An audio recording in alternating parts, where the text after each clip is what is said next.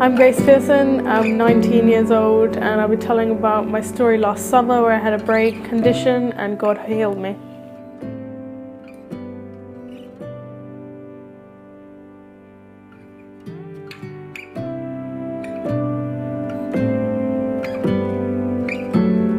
I had a headache all day and it turned into a migraine later on in the evening, so I ended up going to bed early. During the night though, I woke up with feeling sick, so I tried to get out of bed but realised that I couldn't walk. It was really difficult.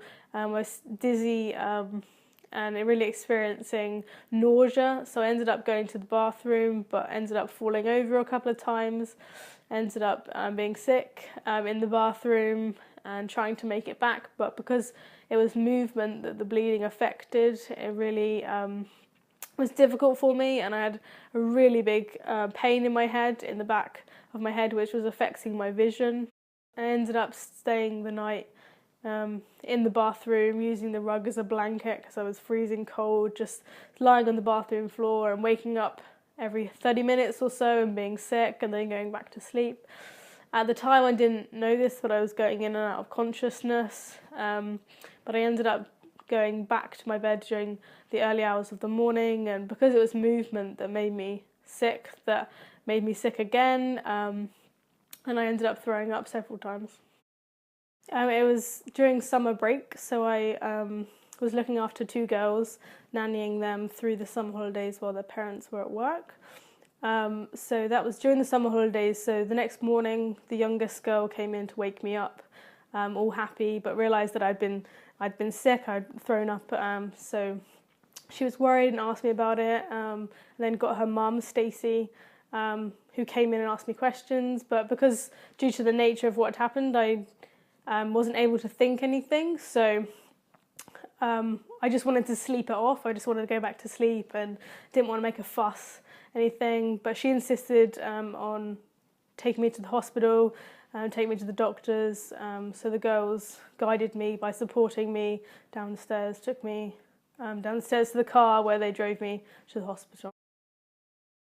I couldn't move without assistance because I was so weak, my body was really, really weak, and so they wheeled me up, did more tests, MRIs and CTs, and gave me morphine and steroids and all these other drugs to cease the pain because it was really, really painful, and to lower the bleeding as well.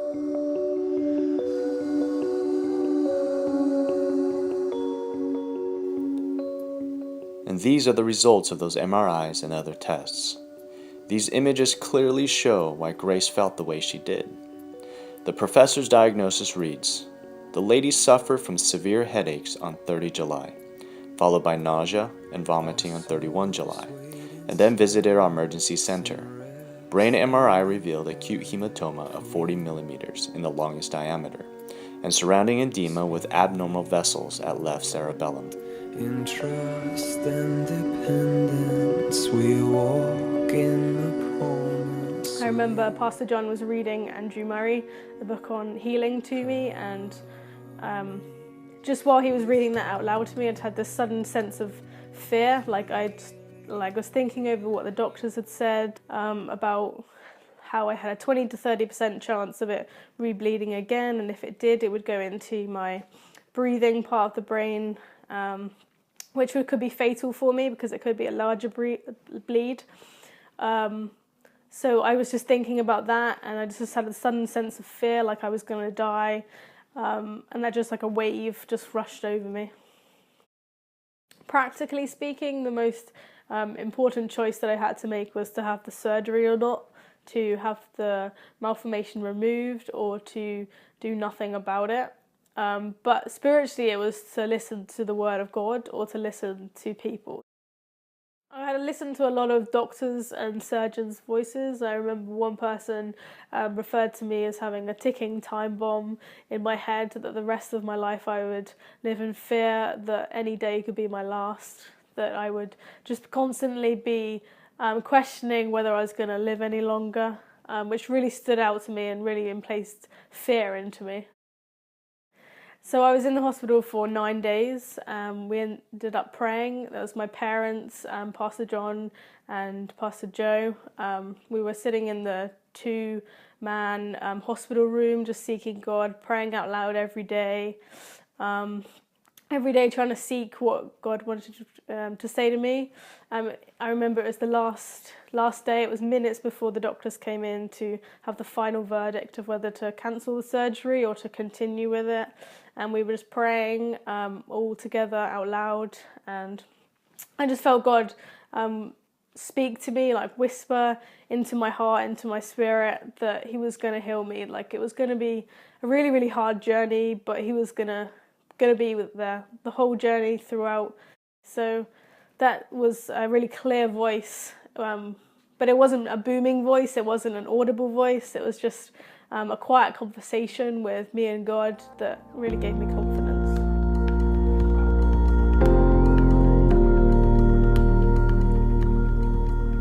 So Grace was discharged from the hospital, and after a few days returned to the UK with her parents. Every day I had to press into what he was saying, to read his word, to study it. One of my all-time favourite verses is Jeremiah 29:11. It says, "For I know the plans I have for you, declares the Lord. They are plans for good and not for evil, to give you a future and a hope." And that was one thing that I had to really stand on, that he was going to give me a future. And he knew everything about me before I was born. He planned it. He was there.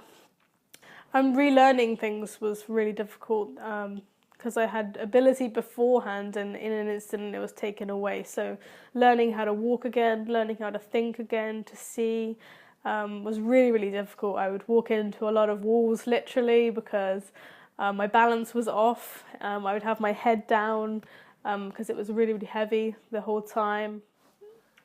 What I really brought to God, I think, was my really deepest feelings and desires and prayers, that I wasn't buttering it up at all. I wasn't trying to make a prayer more significant. I was just opening my heart, and it would just come out as raw as it was. I wouldn't say special words or anything that I had been taught. It was just my feelings, and sometimes I would just spend time like crying out to God, just pure just feelings, asking God for guidance. I'm 100% healed now, and I believe that with all my heart. And we have medical proof that I'm healed. We had an MRI scan in January, and that showed there was no malformation in my brain, so there's no signs of it happening again. And here's that proof. Just 6 months after Grace was rushed into the ER with a life-threatening brain condition, top neurosurgeons in the UK captured these MRI images. No more vascular malformation. And notice what the written report says. As you are probably aware, we are unable to identify any arteriovenous malformation to account for the cerebellar hemorrhage which occurred while she was in South Korea.